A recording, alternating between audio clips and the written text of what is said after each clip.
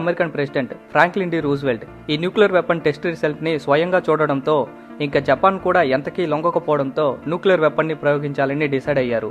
అణుబాంబు వేయడానికి కొద్ది రోజుల ముందు అమెరికా యుద్ధ విమానాలు జపాన్ నగరాలపై లక్షలాది కరపత్రాలను వదిలాయి. ఆ లెటర్స్లో ఏముందంటే, మేము మీ సైనిక స్థావరాలపై దాడి చేయబోతున్నాం, సామాన్య ప్రజలు వెంటనే నగరాలను విడిచి వెళ్ళిపోండి, మీ నాయకులు యుద్ధాన్ని ఆపడం లేదు కాబట్టి మీకు కష్టం తప్పదు అని రాసుంది. ఈ కర్రపత్రాలు వదిలిన తర్వాత కూడా Japan లొంగిపోలేదు.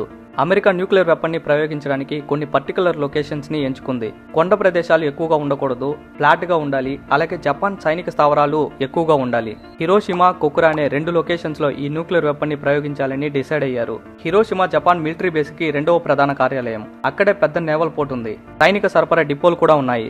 August 6, 1945 America B-29 bomber విమానంలో లిటిల్ బాయ్ అనే న్యూక్లియర్ వెపన్ని జపాన్ దేశం పైకి తీసుకెళ్లింది. టార్గెట్ జపాన్ హిరోషిమా నగరంలోని సియా సర్జికల్ క్లినిక్ అనే ఒక లొకేషన్. ఆ లొకేషన్ కి రీచ్ అయిన తర్వాత ఆ లిటిల్ బాయ్ అణుబాంబుని విమానం నుంచి వదిలేశారు. గాలి ఎక్కువగా ఉండడంతో టార్గెట్ చేసిన లొకేషన్ కాకుండా కొంచెం పక్కన ఉన్న అయోయి వంతెనకు దగ్గరగా భూమికి 1900 అడుగుల ఎత్తులో ఈ న్యూక్లియర్ వెపన్ బ్లాస్ట్ అయింది. బాంబు పేలిన క్షణంలోనే 80,000 మంది దాకా చనిపోయారు.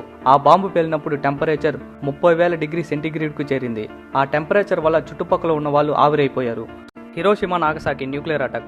అమెరికా అసలు ఎందుకు న్యూక్లియర్ వెపన్ని వాడాల్సి వచ్చింది? డీటెయిల్డ్గా ఫుల్ వీడియో చేశాం. లింక్ డిస్క్రిప్షన్లోను బయోలోనూ ఉంటుంది. చాలా ఇంట్రెస్టింగ్గా ఉంటుంది. నా ఎక్స్ప్లెనేషన్ నచ్చితే సబ్స్క్రైబ్ చేసి ఫాలో చేయండి.